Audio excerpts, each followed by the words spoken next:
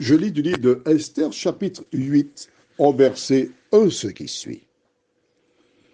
En ce même jour, le roi Assuérus donna à la reine Esther la maison d'Aman, l'ennemi des Juifs.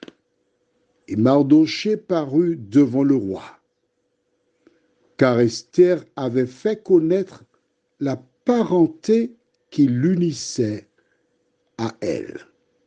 Prions.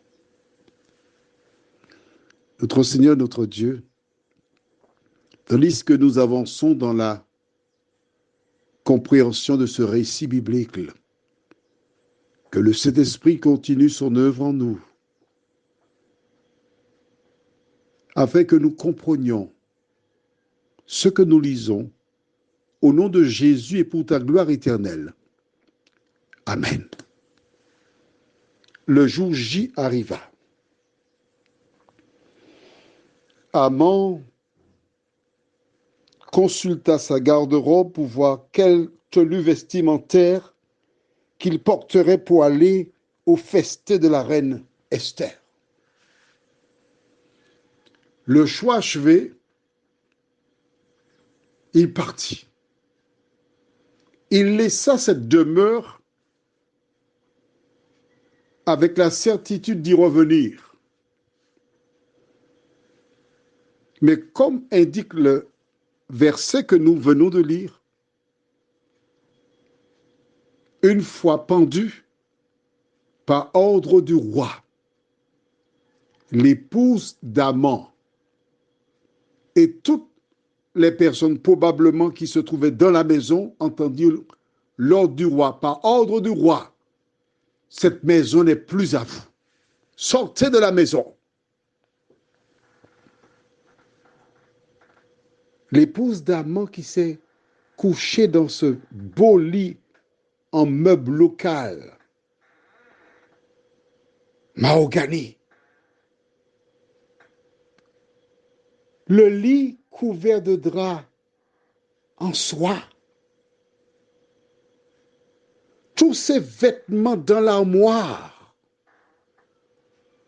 La porcelaine, pas celle de Limoges, elle n'existait pas encore à l'époque, probablement. Les verres en cristal. Toutes ces choses en un instant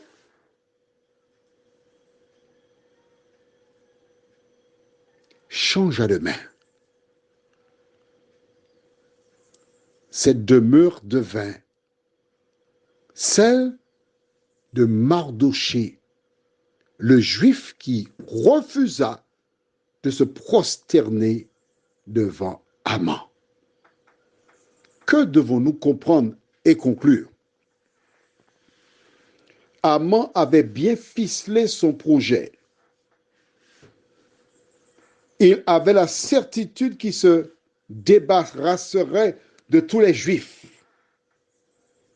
Mais il n'était pas en guerre contre un homme, mais contre l'Éternel des armées.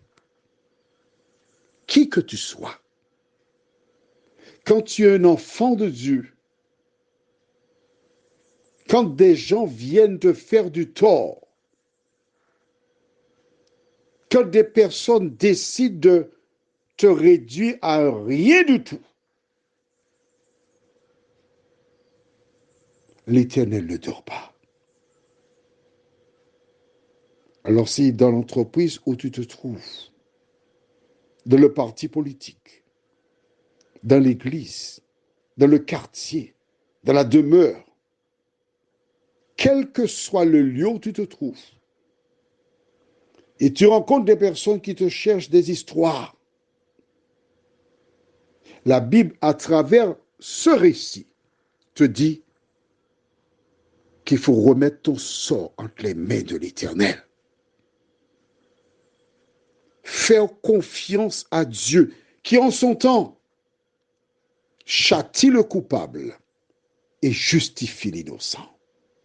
Le même jour, tandis qu'Aman flottait dans le ciel, le roi donna à Mardochée qu'il voulait tuer sa demeure et tous ses biens.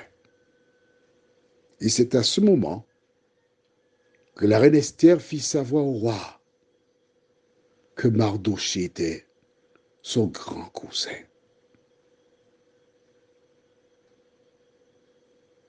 Que dégages-tu de ce récit? Ce que tu dois retenir, c'est que les forces occultes, à certains moments, remportent des victoires momentanées. Mais lorsque Dieu s'occupe de tes ennemis, tu n'as rien à craindre pour l'avenir. Prions. Notre Seigneur et notre Dieu, voici Mardochée qui jusque-là avait été dans une situation extrêmement difficile. En effet, lui, il savait que c'était à cause du refus de désobéir à la loi de Dieu que le décret avait été émis afin de détruire tout le peuple.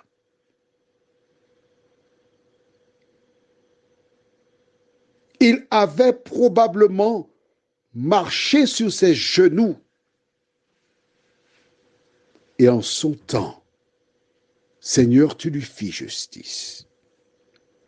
Donne aider toutes celles et ceux qui passent par des moments difficiles, qui souffrent, à se rappeler que le salut se trouve auprès de l'Éternel des armées.